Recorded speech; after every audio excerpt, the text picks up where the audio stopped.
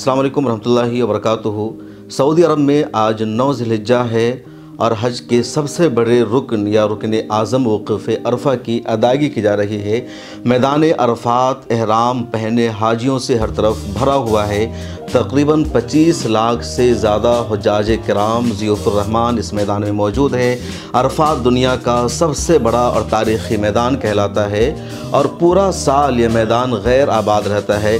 सिर्फ़ एक दिन यानी 9 ज़िलहिज्जा को ही मैदान आबाद होता है और हर तरफ इंसान नज़र आते हैं जो अल्लाह ताला के सामने गिड़गिड़ाते हैं, दुआ करते हैं। उनकी ज़ुबान पर हमदो सना होती है क्योंकि अरफ़ा में ठहरना हज का सबसे बड़ा रुकन है।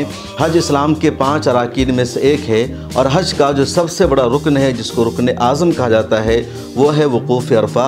अगर हाजी तमाम अराकीन को अदा कर ले, वो तवाफ़ कर ले, वो मिना चला जाए, वो मुज़दलिफ़ा चला जाए, वो शैतानों को कंकर मार ले, लेकिन अगर वो मैदान अरफ़ात में कुछ देर के लिए नहीं ठहरता है या उस मैदान से नहीं गुज़र पाता है तो उसके हज की अदायगी नहीं होगी।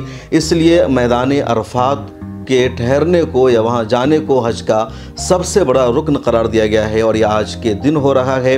मैदान अरफ़ात में ही मस्जिद नमरा है जहाँ ज़ोहर और असर की नमाज हुज्जाज किराम एक साथ अदा करते हैं, एक अज़ान और 2 इक़ामत से।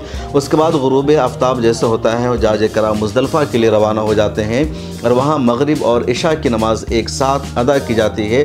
फिर हज के दूसरे अराकीन अदा होते हैं। तो ये जो वक़ूफ़ अरफ़ा है सबसे अहम है। हज का मौसम जारी है। सऊदी अरब हाजियों को सहूलत पहुँचाने के लिए, उनकी खिदमत के लिए पूरी तैयार है। हर तरह की सहूलतें उनको फराहम की गई है। पिछले दिनों मैंने बताया था कि सेल्फ़ ड्राइविंग एयर टैक्सी भी सऊदी अरब ने लॉन्च कर दिया है। वहाँ हर तरह के इंतज़ामात किए गए हैं। आज एक मुलाजिम की मौत भी हो गई है जो हाजियों की खिदमत के लिए मुतय्यन था और सऊदी अरब ने हर तरह कोशिश की है। और अरफ़ात के मैदान की जो तस्वीर है वो सबसे अहम है। पूरे मैदान की अरफ़ात की लाइव कवरेज होती है। सऊदी अरब का जो ऑफिशियल चैनल है हरमैन शरीफैन का, वहाँ सब कुछ दिखाया जाता है। उसके बाद मस्जिद नबरा में एक साथ खुतबा होता है और पूरा खूबसूरत मंज़र है जिसको आप देख सकते हैं। इस वीडियो में इतना ही, फिर मुलाकात होगी।